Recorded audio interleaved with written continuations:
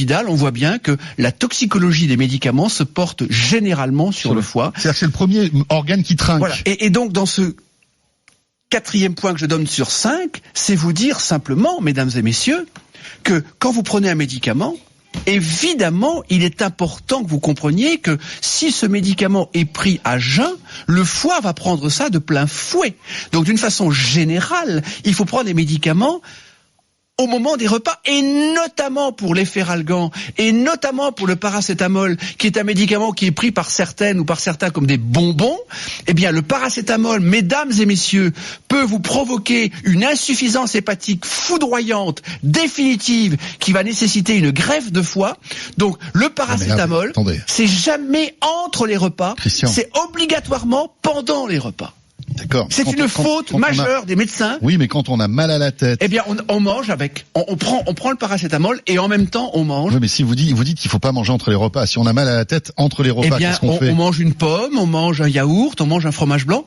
Avec, ça permet d'accompagner et de préserver le foie parce que si vous voulez, je connais des patients. En gros, pas de Doliprane à jeun, quoi. Voilà, jamais, pas de paracétamol entre les repas. Et si vous prenez un paracétamol, l'ibuprofène, même chose. C'est pareil, c'est encore pire. C'est une bombe nucléaire parce que c'est pas le fait de prendre un ibuprofène comme ça dans la vie. C'est quand on prend de l'ibuprofène, il y a des gens qui en prennent, mais vraiment tout le temps. Et ça, ça ne va pas. L'aspirine, c'est mieux ou pas ? L'aspirine, ça a surtout un impact sur l'estomac et ça fait saigner et ça peut donner des gastrites. Donc les aspirines à 1000 mg, n'en parlons pas, parce que là, non, mais on a mal à la tête, par exemple. Vaut mieux prendre. On s'éloigne un petit peu. Paracétamol, ibuprofène ou aspirine, absolument. Plutôt paracétamol. Absolument. Alors je résume.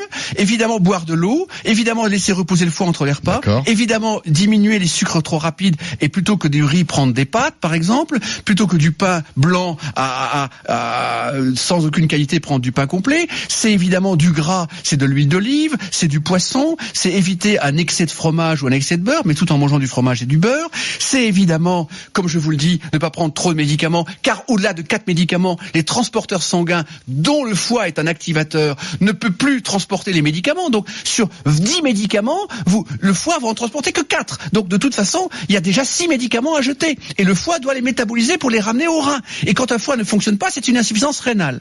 Et dernier point majeur, alors là, le 5e point, si vous voulez garder un foie, et je vais résumer le tout si vous le permettez, c'est évidemment un verre d'alcool pendant un repas.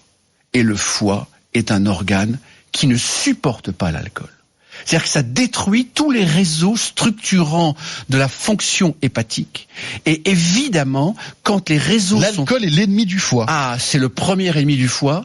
Le deuxième ennemi du foie, et là je vais le dire maintenant, c'est l'hyperstress, c'est la fatigue, et j'en parlerai pas aujourd'hui, j'en parlerai dans une prochaine émission sur le stress, mais concrètement, l'alcool plus le stress, plus le tabac, plus manger entre les repas, fait que le foie ne va pas résister un siècle. C'est-à-dire qu'un foie, c'est fait pour un humain qui peut vivre 3 siècles, sans aucun problème. Mais quand un foie est agressé par l'absence d'eau, par le grignotage, par des sucres rapides permanents, par du gras en grande quantité, par concrètement des médicaments et par en plus un excès d'alcool entre les repas particulièrement, le foie ne supporte pas. Attention, quand vous dites un excès d'alcool, un verre d'alcool par repas, même si le sujet d'aujourd'hui n'est pas le sujet un verre de vin quand même. Oui, c'est ce que je dis, c'est-à-dire qu'un verre de vin par repas, ça va. Oui. Mais quand vous êtes à de l'alcool entre les repas, ça ne va pas. Donc je résume le tout. Christian, je résume le tout. Le café. Le café, c'est bien. Le café, c'est bien. Le café, le foie, jusqu'à 4-5 cafés, il n'y a aucun problème. D'accord. 2 thés, aucun problème. Parce qu'on a des auditeurs qui disent le radis noir ne fonctionne pas pour détoxifier le foie. Et d'ailleurs, je dirais que la crise de foie est un concept typiquement français. Et les 5 points que je viens de vous donner, mesdames et messieurs, c'est-à-dire l'eau, préserver le sucre, penser au gras, les médicaments, l'alcool et évidemment le repos et évidemment, je dirais, la santé et dormir, eh bien concrètement, l'idée c'est tout cela vous préserve le foie, vous préserve la vie, vous préserve la santé.